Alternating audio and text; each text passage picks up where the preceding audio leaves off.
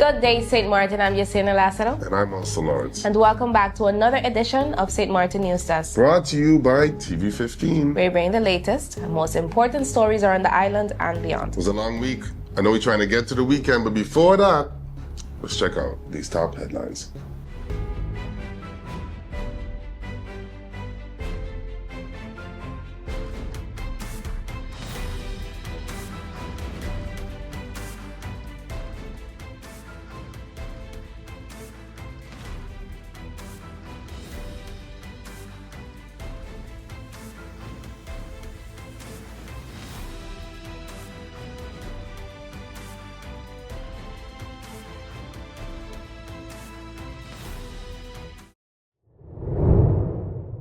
Armored truck catches fire near DV Little Bay.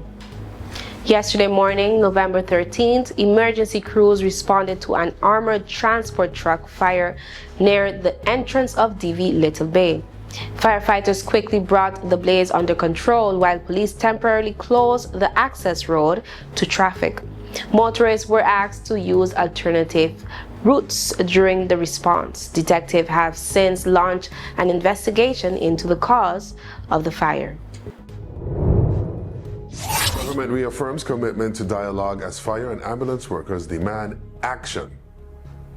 The government of St. Maarten reaffirmed its commitment to constructive dialogue with the Windward Island Civil Servants Union and private sector union known as WICSU PSU this week.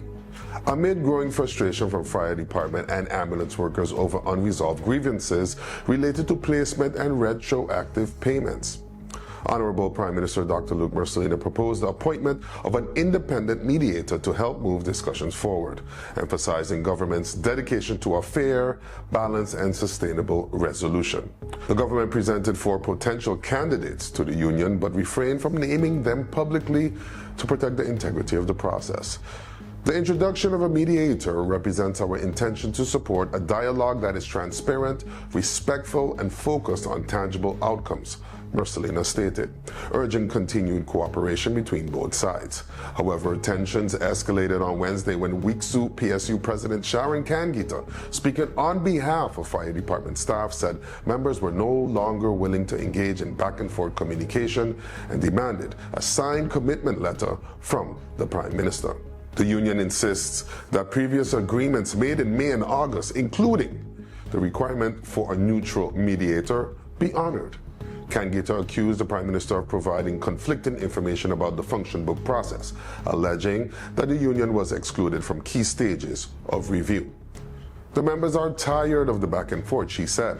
Stop talking, start writing. That's all we are asking. She added that the union's temporary acceptance of the function book was based on an understanding that it would be corrected and applied retroactively to 2010. An agreement she says the government has failed to uphold. Amid the dispute, the NAPB police union publicly declared its full support for the fire department and ambulance EMS personnel. NAPB President Marcus Pantaflet said his members stand shoulder to shoulder with their colleagues, calling for fair treatment and improved working conditions across emergency services. The fight of the firemen and ambulance workers was our fight 5 years ago, Pantaflet said. When one of us is stretched too thin or ignored, it affects all of us, and ultimately, it affects the public safety. As discussions continue, both unions are calling for transparency, respect, and a credible mediation process that leads to concrete results for the island's first responders. VSA launches IVSA Strengthening Project to modernize oversight and improve public service delivery. The Ministry of Public Health, Social Development and Labor, VSA, has officially launched the IVSA Strengthening Project, a key initiative aimed at improving the capacity, oversight and effectiveness of the Inspectorate of Health, Social Development and Labor, IVSA. The project, which began last week, forms part of St. Maarten's broader institutional strengthening agenda under the country package and was approved earlier this year by the Temporary Work Organization, TWO. It seeks to modernize IVSA's internal structure, clarify its roles and responsibilities, and align its operations with a stronger and more coherent legislative framework. Approved by the Council of Ministers, the first phase of the project has established a dedicated team to lead the process. Yoreen Woita, Project Manager, Norella Ruvenkamp, Organizational Developer, Jan Egbert Temik, Legislative Draftman. Working in close collaboration with the Ministry's leadership and staff, the team will assess the Inspectorate's current operations and recommend reforms designed to strengthen oversight, compliance, and service delivery across the health, social, and labor sectors. Minister of VSA, the Honorable Reginald Brugge, welcomed the initiative as a timely and necessary step towards improving the Ministry's ability to serve the public effectively. Strengthening the IVSA is essential to ensuring that the Ministry can continue to effectively safeguard the health, safety, and well-being of our community, Minister Brugge stated. This project represents an important step towards building a more modern, responsive, and accountable institution. Regular updates on IVSA strengthening projects progress will be shared as implementation advances. Public transportation has been one of the island's most debated challenges for years, but new revelations are painting a clearer picture of how deep this issue really runs. More on that in today's featured story, but first, let's take a look at this weekend's weather on the Sunshine Report. Jingle Jam, and on November 29th, it's all about the LMAO comedy show. And guess who's going to be in the building? Boring. Ladies and gentlemen, it's your favorite grandmother, and I'll be in the building at the Elbow Comedy Show. You see that? It's not even Elmo. It's not LMAO. The message is Elmo. What is the LMAO? Laugh Mike, what it stands for? I can't say it, you're right. Because your mouth is your. Yes, guys, come with your belly empty because Passion Cuisine gonna have good food. They're gonna have good music and entertainment, and you know we're gonna have good laughter with all the comedians that are gonna be there. We're talking about Trinidad. We have Haiti, we have Sint Maarten, and Dominica. All the better come for the flag. Make sure all you come and represent. Make some noise in the place like it's Creole Festival Part 2, but just with laughter. You see, guys, all you have to do it. So Grand is not that I just some of them you was missing any program, that you was missing a substance. That's how people will come to the show now. See you guys in the building on November 29th. LMAO Comedy Show. They want to give you big foot. Whoa, yeah. Big foot. They want to give you big foot. What's that? Big foot. They want to give you big foot. Big foot. They want to give you big foot. What do they rebuke them? In the name of Jesus. What do they rebuke them? A new day begins. The sun rises over St. Maarten, bringing new energy, new possibilities. This island was built on resilience, progress, and the strength of its people. Our connection is what moves us forward. It links our communities, our businesses, our families. From the heart of the island to the shores beyond, we've connected St. Maarten. From every street to every home, this network was built for St. Maarten by St. Maarten hands. Connection isn't just about signals, it's about people. This is your island and your network recharged. Proudly local, we're here for today, tomorrow, and every milestone ahead.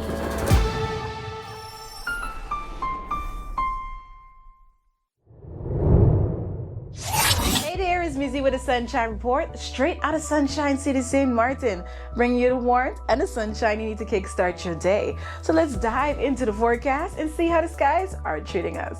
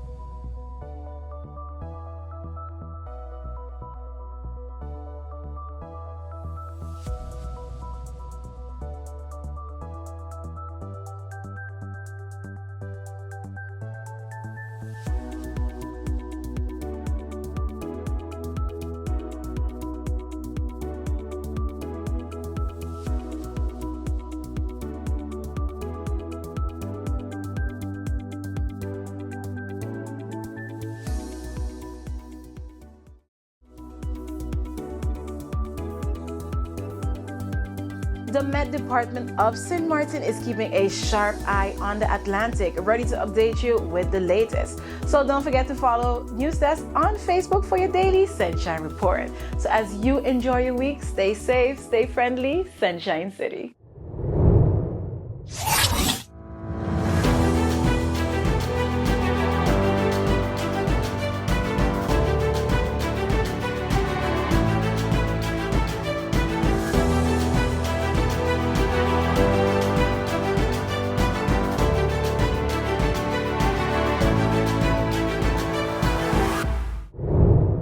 Contractor halts landfill operations over unpaid government invoices.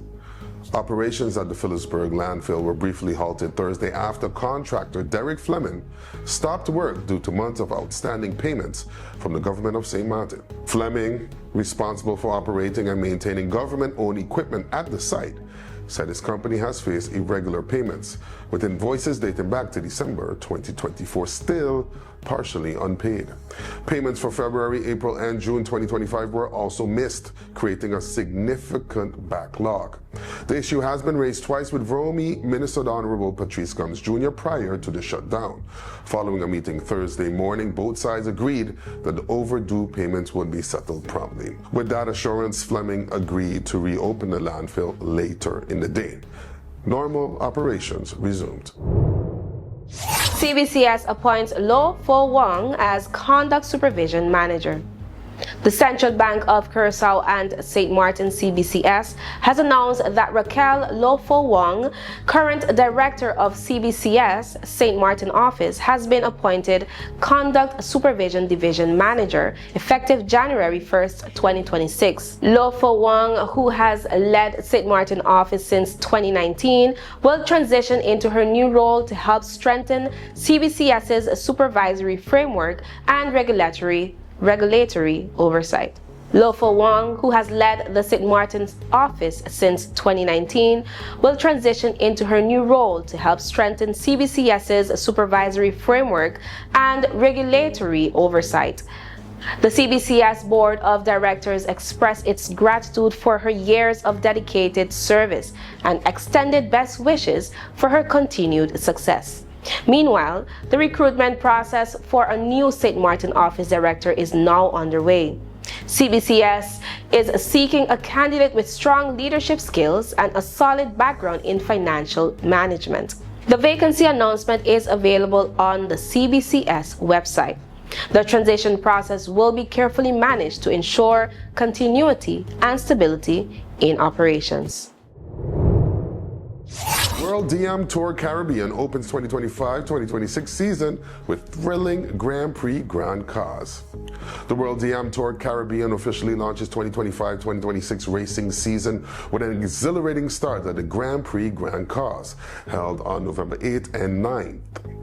8 high-performance DM24 trimaran teams competed in 2 days of fast-paced racing across the waters of Simpson Bay and Grand Cars, showcasing both skill and speed in ideal Caribbean sailing conditions. The event was hosted in partnership between the St. Maarten Yacht Club, SMYC, the SMVT, and FF Wall, marking the first major regatta of the new season. Saturday's opening race began in strong 17 to 22 knot easterly winds, sending competitors on a clockwise circumnavigation of the island from Simpson Bay to Grand Cars. Boats reached speeds of over 10 knots, completing the leg in impressive times. Once in Grand Cars, afternoon buoy races offered close tactical competition right off the beach, with spectators treated to thrilling starts, sharp mark roundings, and exciting finishes. By the end of day 1, only 13 points separated the entire fleet, promising an intense showdown on day 2.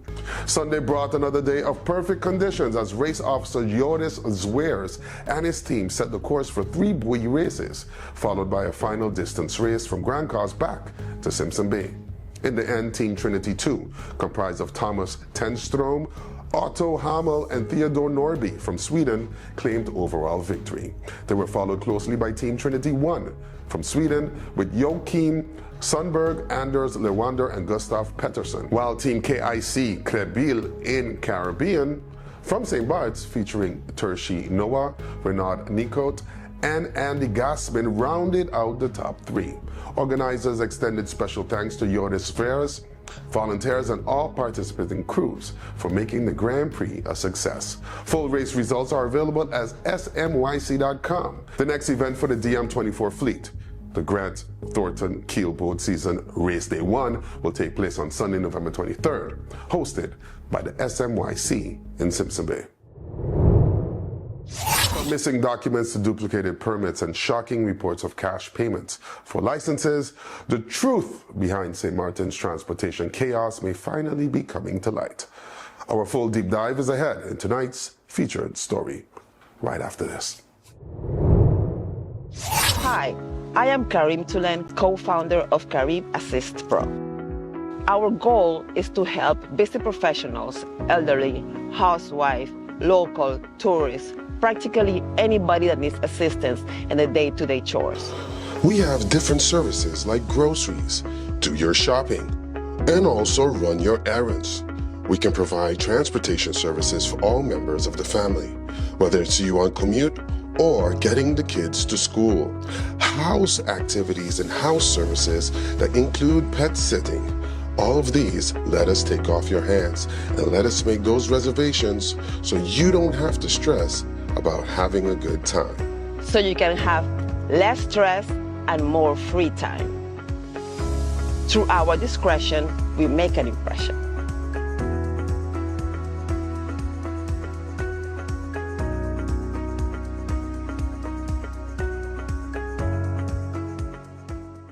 Let's put everything on the table. People always give their opinion, and you can either take it or crunch it. Let them judge. We give in to the most irresistible flavor. We devour every nugget that falls in our hands, especially when it's our crunchy fried chicken. And let the crumbs fly if needed. Let them keep judging. We'll keep indulging. KFC, it's finger licking good.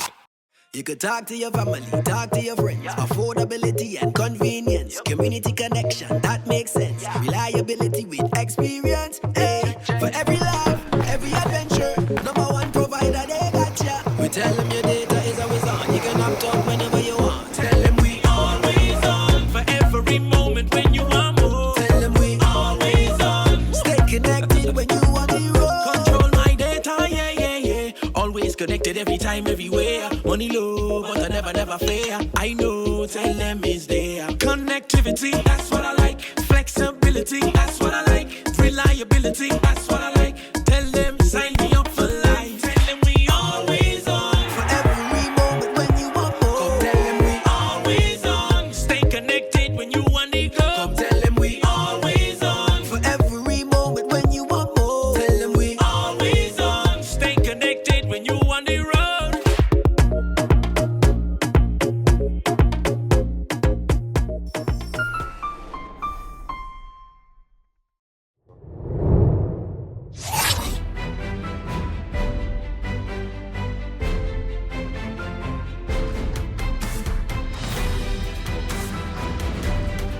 Today's featured story takes us through one of the most complex and controversial issues in St. Maarten's recent history: the troubled state of the island's public transportation system.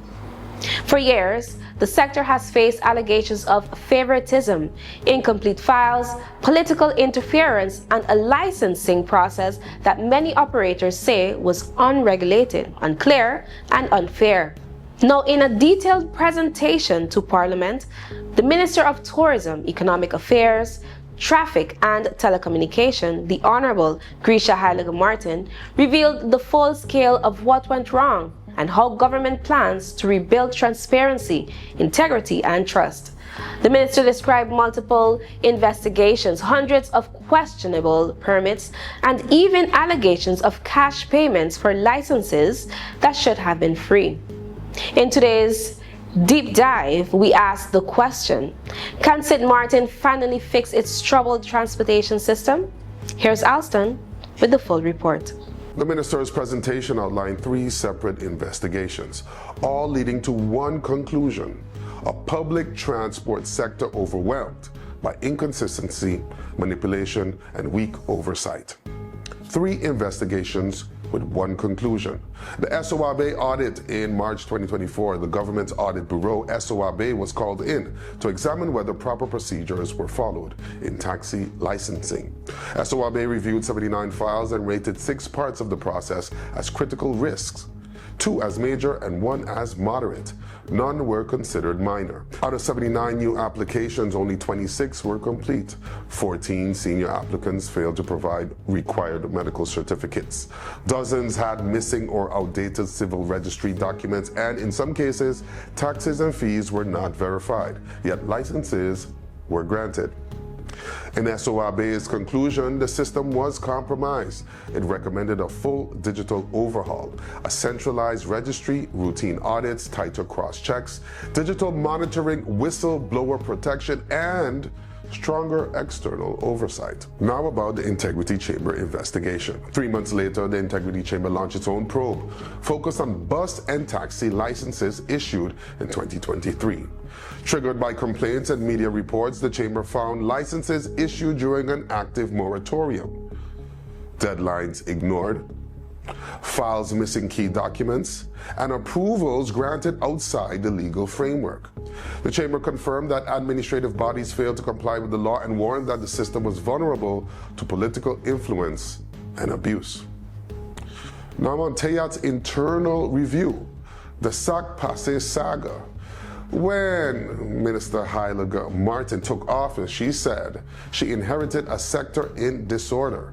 Her team spent over a year verifying records, tracing decisions, and interviewing staff. Internally, they began calling it the Sac Passe saga because nearly every issue led back to the same cluster of decisions in 2023 and early 2024.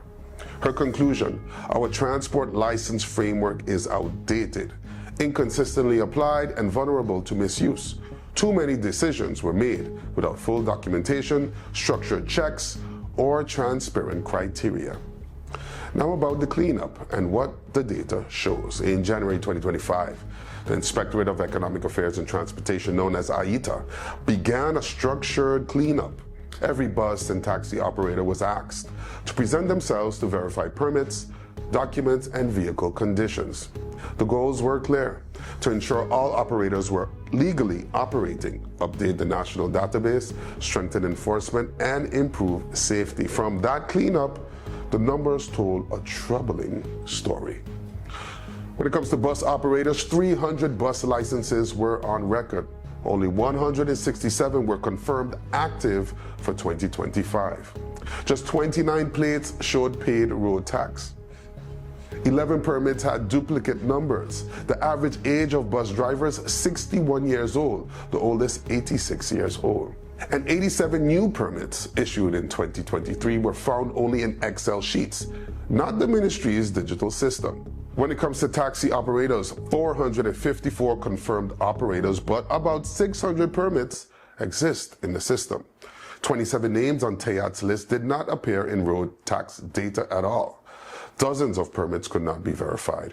Some even belonged to deceased persons.